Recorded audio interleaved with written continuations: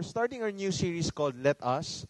It's after po ng Wiki Church, di ba sabi ko, dalawang bagay kailangan pag-pray. Sana pinagpe-pray nyo na. Right? Sana hindi nyo ako, sana napag-iisipan nyo na pala. Number one is this going to be your local church? Ito ba dito ba ako dinadala ni Lord? Right? Is this Victory Green Hills, would this be my family? Secondly, if yes, okay, how will I get involved? Okay, for the next 3 weeks, we'll show you just some of the ways on how you could have really maximize on us being a church. No? Kasi ang simbahan, hindi po siya building.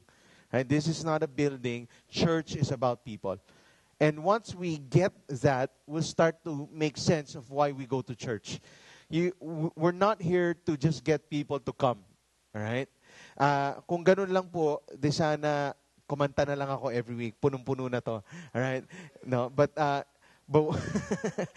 niloko lang. Alright. But what we really want are people who would really have a heart to be involved. Yeah? Kasi mamimiss out nyo kung ano talaga yung simbahan. No? And church is about people. Okay? It's about shared life.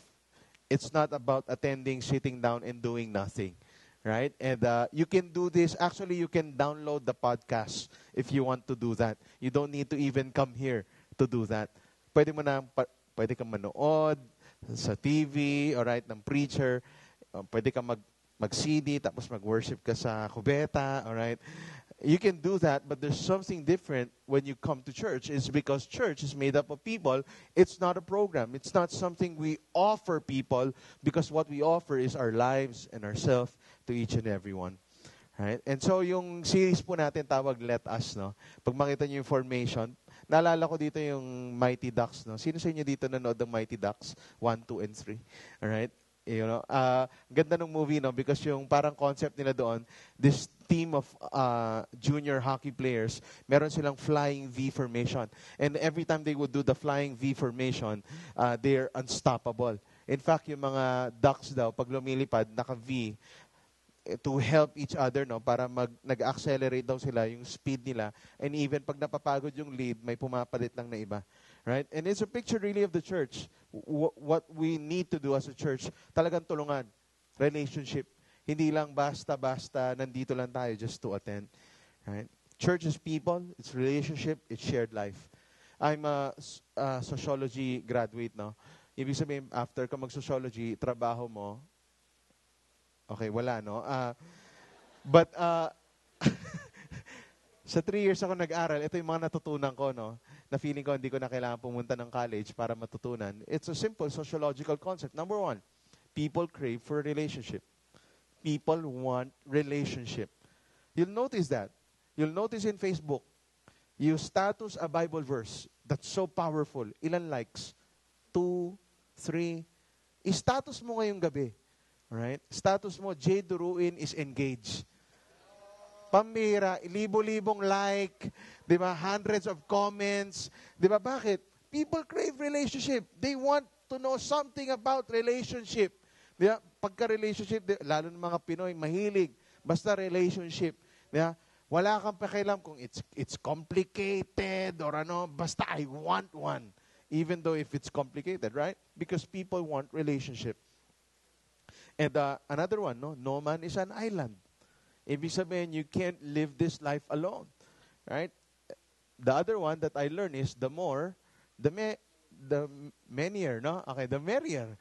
Okay? Ibig sabihin, pag marami tayo, mas masaya. Pag mag-isa, hindi. You know, I've never known anyone who is isolated, lonely, unconnected, had no deep relationships, yet had a very meaningful and joy-filled life. May nakita na kayong ganun tao? Walang kaibigan, walang friends, pero pag makita mo, ang saya-saya mo, mag-isa ka lang. Yeah. Alam mo, pag makita mo sa Bible, yung concept, pati yung pattern sa Bible, even when they were getting saved during the New Testament, Old Testament times, it's not individual. It's always in groups. Amazing, no? And in the rare case, like the Apostle Paul, who got saved, okay, alone, in the road to Damascus, the next step was to connect him with the church. In short, people were made for relationships. Hindi pwedeng wala akong ka-relationship. Oh, hindi romantic ha. Yung iba, hindi romantic na. But we crave for relationship. We want relationship. Right? Whether it's kung pupunta kang gym, gusto mo may kasama ka, basketball, di ba? Basketball, paano mag-isa, di ba? Hirap kaya nun. Trinay ko yun dati, mag-isa ako. Di ba? Didribble ka, pass the ball. Di ba? Pag wala kaming kalaro dati, no? Nag-imagine kami.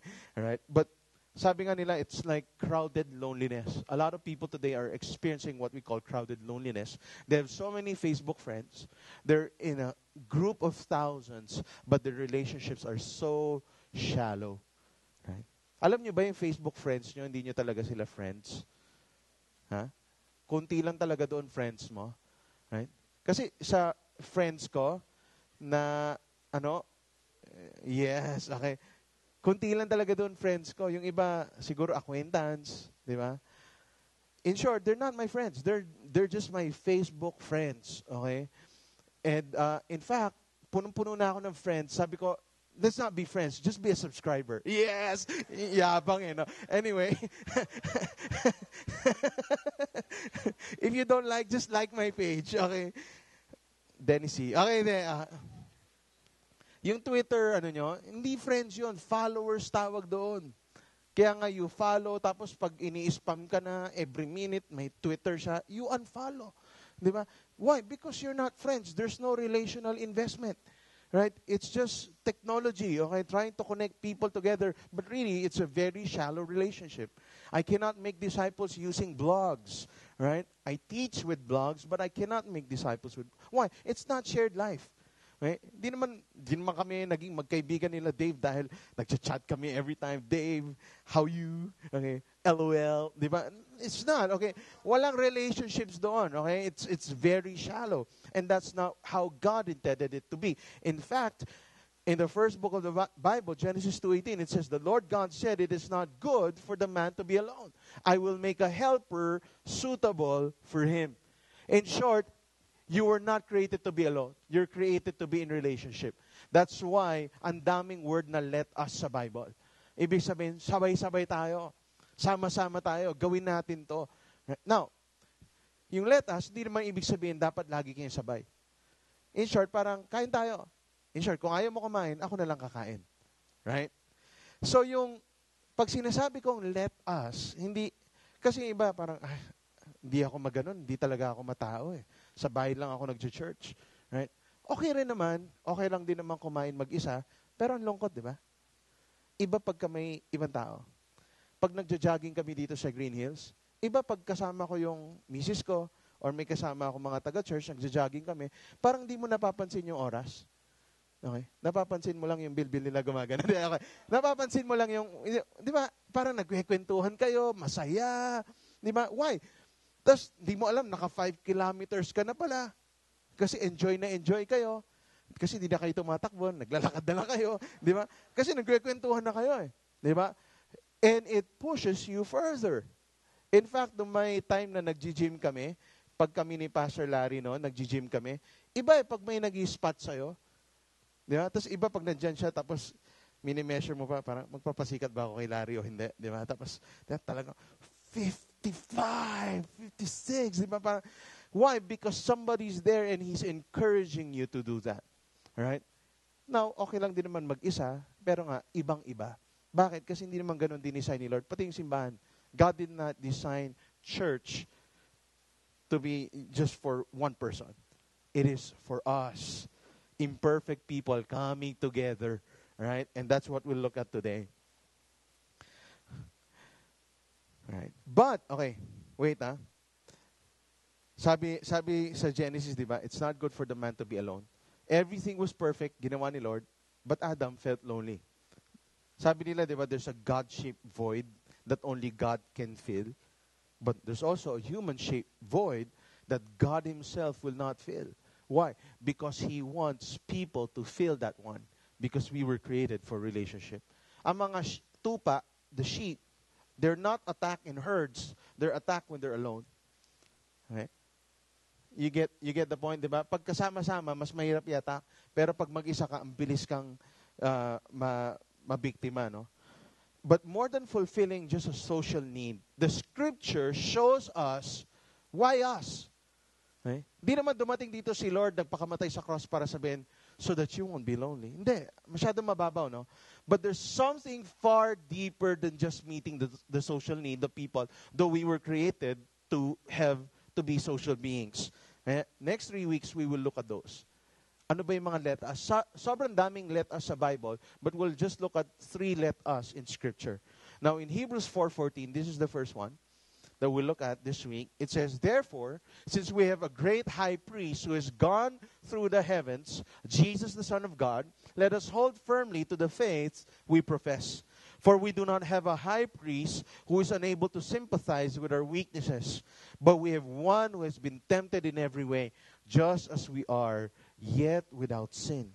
Let us then approach the throne of grace with confidence, so that we may receive mercy and find grace to help us in our time of need. Right? Ano sabi sa verse 16? Let us then approach the throne of grace with confidence. You know, you read verses like this, and sometimes this surprises you. Why? Because this is what not the world is teaching us. In fact, pag makasalanan ka, ano sinasabi? Nako, pag pumunta ka kay Lord, lagot ka. Di ba? Pag may ginawa ka masama, huwag ka na mag-church, tumakbo ka na lang. Baka paluin ka ni Lord. Yung mga kaibigan ko, in-invite ko sa church, yung mga nagsusulat dati sa slam book. Alam niyo yung slam book? Nung high school kami, pag in the future, if you become a pastor, you know, I will attend your church. So binabalikan ko ngayon. Oh, sabi mo sa slam book dati, na mag-a-attend ka na ng church, but ayaw mo, baka masunog ako dyan. Di ba? Right? They cannot approach the throne of grace with confidence. Why? Because we know we have sinned against God. So parang, for us to even read this and the Scripture telling us, you can approach the throne of grace with confidence, parang, kapal naman na mukha mo, feeling mo, papakinggan ka ni Lord with all the sins that you've committed. You can come to God in confidence. You can go to the King of Kings and the Lord of Lords just in your, in your bedroom, having a quiet time with God. Kaya mong puntahan. Yung presidente nga, dami mong pang kailangang appointment. Tapos kay God, ganun lang. Woo! Ganun nga ba yan? Di ba? Right? And that's our thinking. We grew up that way. That if I am a sinner, I can't go to God. Kung may atraso ako sa'yo, parang iwas na lang. Pinoy na Pinoy yung dating, di ba? Iwas na lang ako para wag na natin pag-usapan. Tatakbuhan ko na lang to. But let me explain why this verse is so life-changing and transforming. Itong 3 verses na to, 14, 15, 16. Punta natin verse 14. Therefore, since we have a great high priest who has gone through the heavens, Jesus the Son of God, let us hold firmly to the faith we profess. When the writer was writing this, he was addressing the Christians. Sabi niya, hold firmly to the faith that you profess. What he was saying was, you hold on to that gospel. Huwag mong bibitawan yan. Pag bumitaw ka dyan, patay ka. Alright? Bakit? Yan ang buhay mo. Diyan mo makikita ang buhay mo. Diyan mo makikita ang strength mo sa faith in Christ. And if you let go of this, I don't know where you're holding on to. Kasi pag sinasabi natin, nako, wala na akong faith, parang nagwi-weaken yung faith ko. What you're actually saying is this. Let me translate. Nagwi-weaken yung faith ko kay Christ. Ang sinasabi mo, tinatanggal ko na yung hold ko kay Christ, meron akong kinakapitang iba. You'll never come to the point wherein you'll have no faith. Absolutely no faith. No.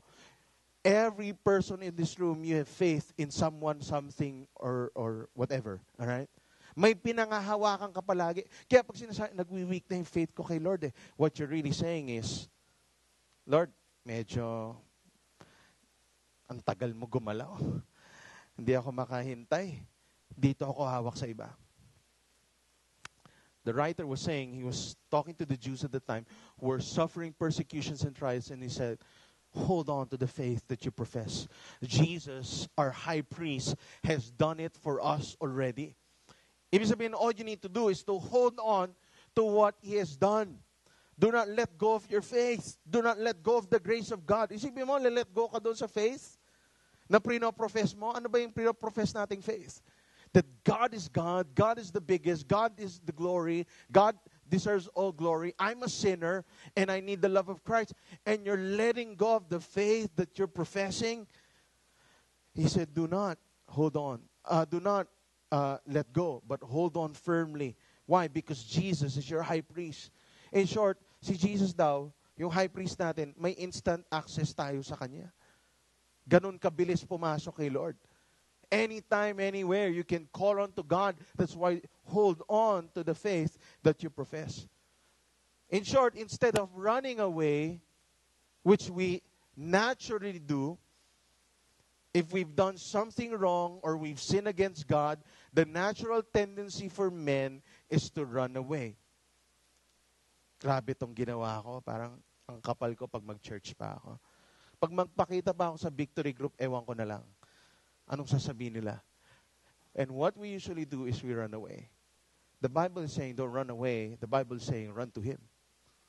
Hold on to this faith that you're professing. Verse 15, for we do not have a high priest who is unable to sympathize with our weaknesses, but we have one who has been tempted in every way, just as we are, yet was without sin. In short, Jesus knows.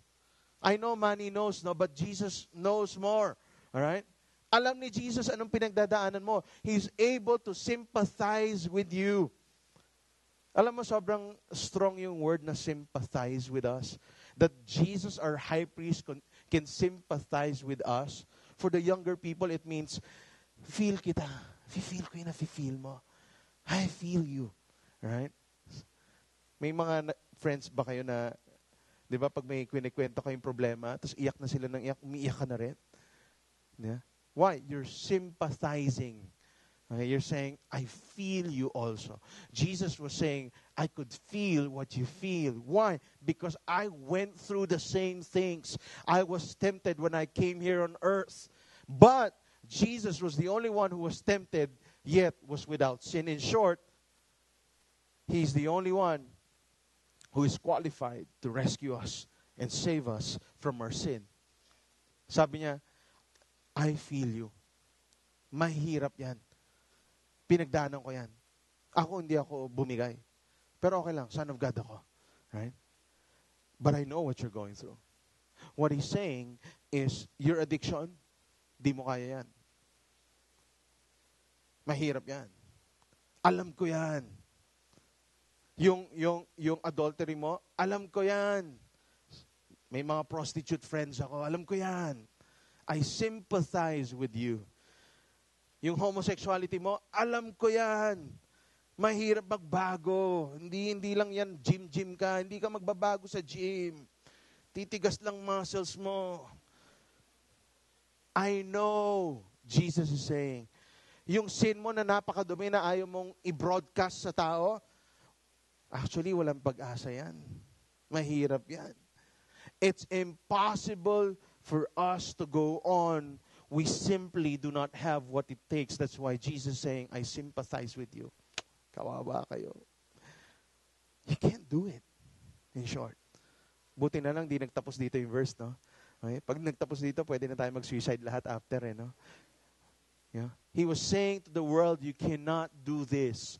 It's hard for you to do this. I feel you. You know, I realize the moments that I succumbed to temptations were the moments I thought I was strong. You realize that? Tagal ko ng Christian. Ano ba yan? Kaya ko na yan. Nonood lang ng movie. Naghalikan lang na walang suot. Kaya ko yan. Tagal ko na. Nagbabasa ako ng Bible. It was those moments that I fell in sin. When I thought I already had it. It's when I thought I was strong. That's when I fell. It's when I thought, grabe, ang humble ko na talaga ngayon. That's when pride came in. Why? It's when you start thinking you can do this on your own and you don't need a high priest. You don't need Jesus that you start to fall. Okay? Ano sabi, verse 16? Let us then Approach the throne of grace with confidence. Sabi niya, I sympathize with you, I feel you, hindi mo kaya yan. Punta kayo sa akin. No, yung iba sa atin, matatakot when we hear words like that. Punta kayo kay Lord. Anong gagawin ni Lord sa akin? Alam niya, may kasalanan ako. Papaluin ako ni Lord. Nalala ko nung bata pa kami, pagka may bumagsak kami, kunyari, 75 passing eh. So, kung 70 kami, 5 sinturon yun. 71, 72, 73, 74, 75. Okay?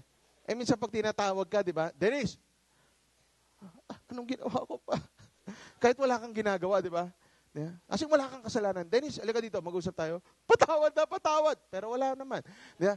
Natatakot ka lang, tinatawag ka. Di ba minsan yung boss niya pag ditawag kayo sa office, tapos sinabi yung pangalan mo, kompleto pa. La Consolacion, Corazon. Di ba? Ba't ako tinatawag? Di ba? Takot na takot ka. Yeah. Minsan yung mga katrabaho ko dito, tinawag ko lang, usap tayo sa office, Christian. I repent. Wala. Encourage lang kita. Ay. Minsan natatakot di ba?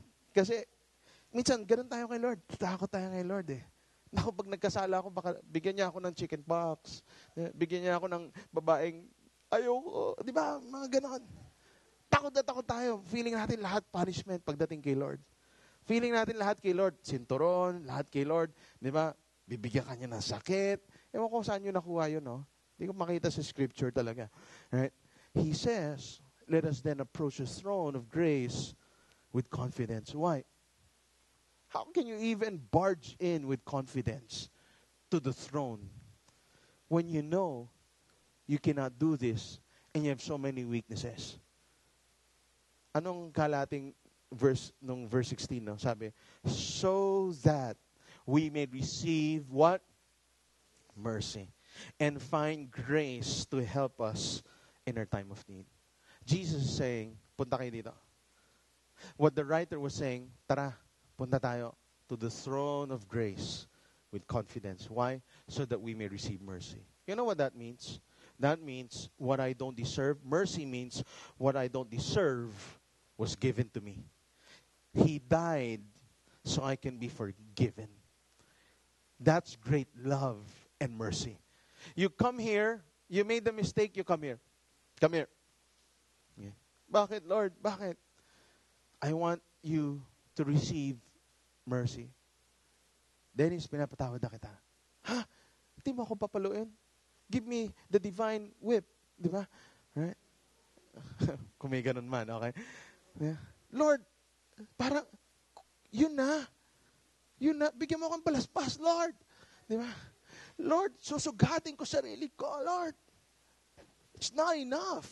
Jesus said, come boldly to the throne of grace with confidence so that you may receive mercy. You don't deserve it, it's given to you. You deserve hell and the wrath of God, and He says, I'm giving you mercy. Mahal kita Pinapatawad kita. I love you. Mercy refers to the remission and removal of sins. Tinatanggal. Mercy means, I won't even bring it up. I've removed it. Pero tayo minsan, di ba, paano tayo magbigay ng mercy sa tao?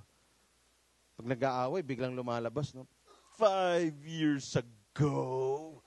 Yeah, nilalabas talaga lahat, no? Or minsan, di ba, ito, commonly we use. Gusto lang kita sana kausapin. Bakit? Wala naman na to sa akin, no? Matagal na to. Pero kasi ganito. Hindi, pero wala na to, Wala na to talaga sa akin. As in, hindi na to issue sa akin. Pero gusto lang kita kausapin. Kaya mo nga kinakausap kasi issue pa siya. In short, wala pang mercy doon. Kinikim-kim mo, tinatago mo. Tama ba? Yung iba natawa, Ganun kayo, no? Okay. Sister, wala to sa akin, Pero offended talaga. Pero wala to sa akin. Okay. Gusto lang kita saktan, pero wala to sa akin. Okay. Yeah. Mercy means removal of sin. You come to God. You imagine that? You have a bagload of sin. Jesus said, I feel you. I know what you're going through. Come here with confidence. Bakit, Lord? Pinapatawad na kita. It would make your jaw drop.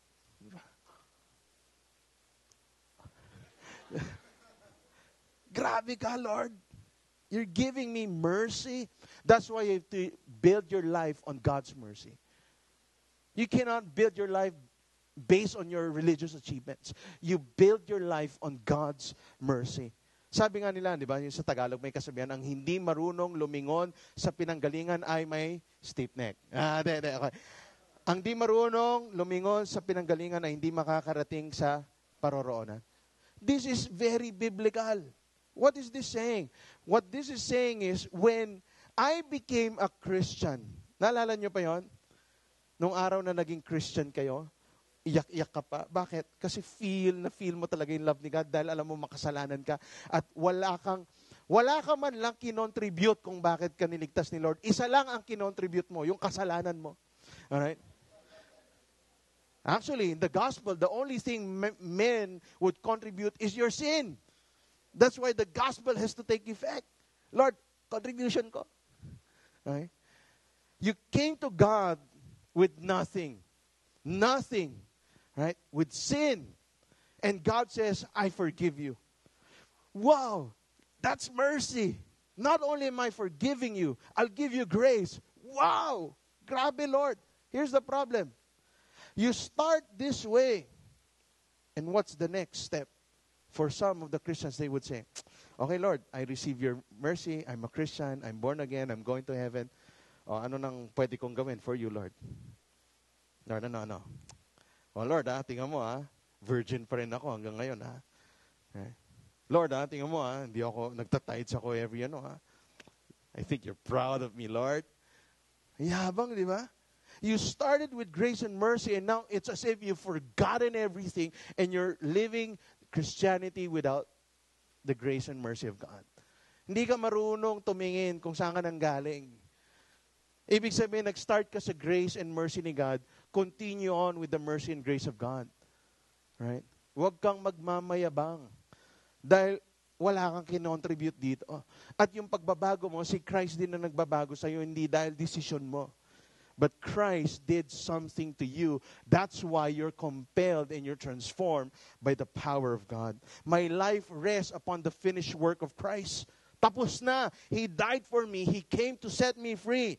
In short, He loves me not because I love Him. He loves me because He loves me. I love the mercy of God. But, sipin mo to, it doesn't end with mercy. Sabi, approach the throne of grace with confidence so that you may receive mercy and what? Find grace. Kala mo tapos na sa mercy. Parang home TV shopping talaga. Mercy means, alright, this product should be 5,000 pesos. But because you're the first 50 callers, I'm giving it to you at 2,500. You don't deserve this. Wow, tawag ka naman. Habang tumatawag ka, tapos sasabihin niya, but wait, there's more. Dahil binili mo tong 2,500, bibigyan kita ng GC worth 20,000. Parang pambira. Lugi yung kumpanya to Sige nga, order kami, di ba? Na marketing ka tuloy, di ba? Okay. In short, ganun yung mercy. Binigyan ka ng grace pala. Yung grace goes beyond mercy. Yes, I've received mercy. Instead of the wrath of God, God saved me, God loved me, God forgives me. But He's saying, I'm also giving you grace. The grace of God has changed me. It has changed how I look at people. It has changed how my friendships are now. Sabi ni J.D. Greer, in Christ, there's nothing I can do that would make you love me more and nothing I've done that makes you love me less. If I'm in Christ, there's nothing I can do that would make Christ love me more.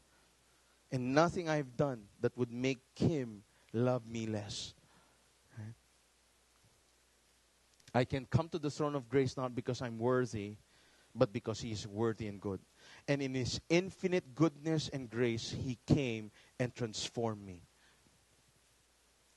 Oswald Chambers said, I've never met a person I could despair of or lose all hope for after discerning what lies in me apart from the grace of God.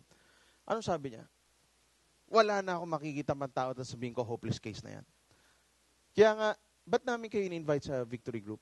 In-invite namin kayo sa Victory Group, hindi para mag-conforme kayo kung anong gusto namin, anong dress code namin. You know, sometimes the problem is, you know, ayoko dyan, baka kasi, yung church, di ba, minsan ganun yung atmosphere.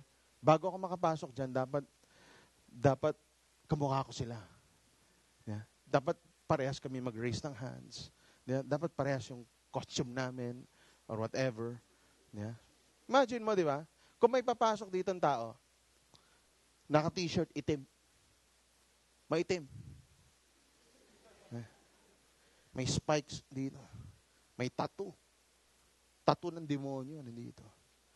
Tapos dito, tattoo ng babaeng demonyo, pangalan Lucy. Yeah. Tapos may bungo. Yeah. Pumasok dito. Siga. Yeah. Tapos dumura pa sa carpet. Yeah. Anong reaction mo? My, ba't andito yan? Get out! Get out! Oh! Yeah. Yeah. Yeah. Di ako maka-worship! May bungo yung t-shirt niya! Satanic siya! Yeah. Bakit ganun reaction natin? Huh? Bakit ganun? Hindi mo na-experience yung grace ni God eh. Ganun ka rin dati. Wala ka lang ang t-shirt na ganun, pero yung puso mo ganun na ganun. Yeah. Actually, yung mga taong nagsasabi, na yung mga taong ganun, dapat wala sa church yan. Yan yung mga taong na dapat na sa church. Tsaka yung taong nagsasabi, dapat wala sa church, ikaw umalis dito. Ha? Tama ba? Wag naman, kayo naman. Parang wala kayong grace eh. Trick question eh, no? Sana ako. In victory groups, kaya namin siya, let us. Lahat tayo. Bakit lahat naman tayo parehas? Laki kang good boy, laki kang bad boy. We're all the same. We need Jesus. In victory groups, we welcome everyone. You don't have to conform to us to be accepted. Why? Because once you experience grace, the dots will be connected. Si Pastor Jason, noong nag-start yan sa victory group, nagsisigarilyo. Mag-break pa yan. Break muna. May ganun din ako dati sa victory group. Break muna ako. Tapos Yossi. Mga 1 hour. Pagbalik, tapos na kami. No? Pero gusto niya na makipagkwentuhan. Ganun. Okay lang. Never sinabihan si Jason ng, Jason, kung gusto mong part ka ng group na to, huwag ka magsigarilyo. Una-una, if you smoke, you'll go to hell. Yeah. And you smell like hell. Okay? Di ba? Hindi siya sinabihan. Minahal siya. Ano nangyari? One time, connect that. Pak! Kailangan ko si Lord. Wala nagsabi quit. He quitted on his own. Imagine mo ngayon, preach na. Yeah. Ibig sabihin, you don't have to change for you to be accepted. But once you start experiencing what this is about, you start to see and you see transformation happens. Those people who get it, you'll see they'll be transformed. You don't have to be forced to or coerced to, but you would just experience the super abounding grace of God. The dots will connect now and it will make sense. Sabi sa Isaiah 8:18, come now, let us reason together, says the Lord. Though your sins are as scarlet, they will be as white as snow. Though they are red like crimson, they will be white like wool. That's how church should be. You come here. Let's reason together. You who are so sinful, so dirty, so rebellious against God, come here. Why? Because once you experience the faith that we profess, and the throne of grace and the grace of God comes upon you and you receive mercy, you'll be changed. You'll be white as snow. All right? Now, let me call on someone who's like this before. Right? From a life of rebellion. Right? Nobody told him to change, but the Holy Spirit started convicting him. Now he's one of our victory group leaders, one of our student leaders. Let me welcome Adrian to come up here just to share his story to us. Maraming salamat po ulit, Pastor Dennis, for inviting me to share my testimony. Magandang hapon po sa atin lahat. Ngayong mga ka-churchmate, magandang hapon. Ako po sa Adrian ay Magnayon. Tulad po ng sinabi ni Pastor Dennis, isa po ako sa mga taong naka-experience ng grace and mercy ni God. Yung dati po, hindi ko pa nakikilala si Jesus Christ. Yung tingin ko po sa buhay noon ay napakababaw lamang. Hindi ko po pinahalagahan kung anong po meron ako. Nandiyan po yung dati kung yung relasyon ko po sa magulang ko napakapangit po. Hindi ko po nabigay sa kanila yung tamang respeto, tsaka tamang paggalang. Yung dati po yun Nandiyan po yung nasasagot ko po sila pag inuutusan po nila ako. Tapos sa sobrang galit ko, sa sobrang inis ko po, sa loob-loob ko po, namumura ko na po sila. Pag inuutusan po nila ako, laging may dabog, hindi galit na galit, inis na inis. Ayaw kong mautusan. Sa mga kapatid ko naman po dati, sobra po kaming mag-away tsaka magmurahan. Walang isang araw na hindi kami nag-aaway. Araw-araw, murahan, araw-araw, sakitan. Nandiyan din po yung kalokohan namin sa barkada. Tulad ng mga ibang kabataan, nahilig din po kami sa pag-inom. Inom dito, inom dyan. Lagi sa handaan yung bida sa amin, yung alak at tagay. Pero si God, si Jesus, sobrang may perfect timing sa lahat ng bagay.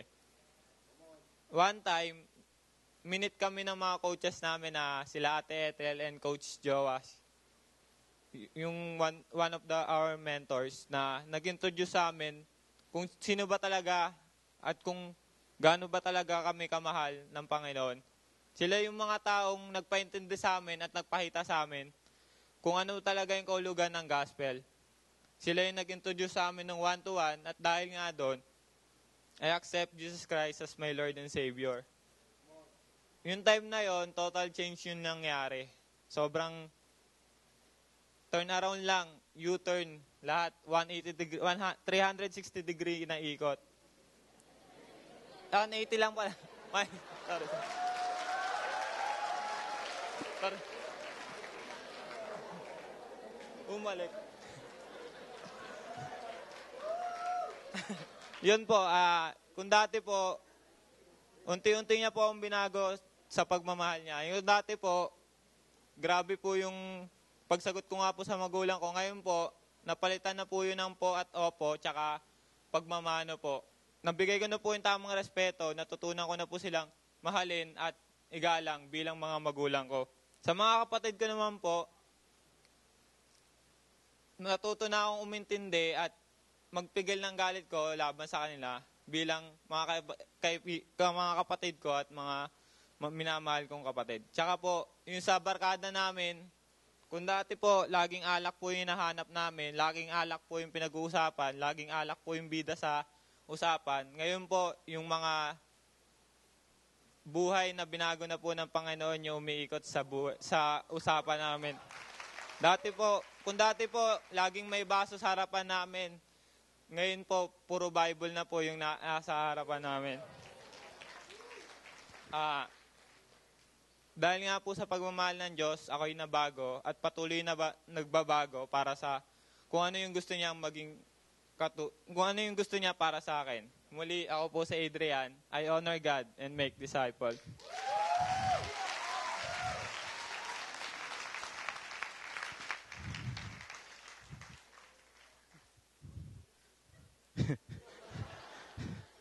Oh, yeah. Ito kailangan nyo mag-gets, no? May katotohanan yun eh. When God gives us mercy and grace, even when you start doing a 360 and going back to your old ways, He cannot love you less. And this boggles the minds of people who've experienced the grace of God. That's why there's nowhere to go but to go back. Right? It's like a prodigal son. He just knows when to go home.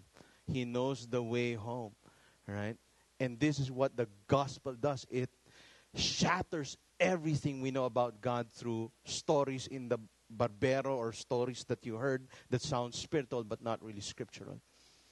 Right? Here's what Charles Spurgeon said.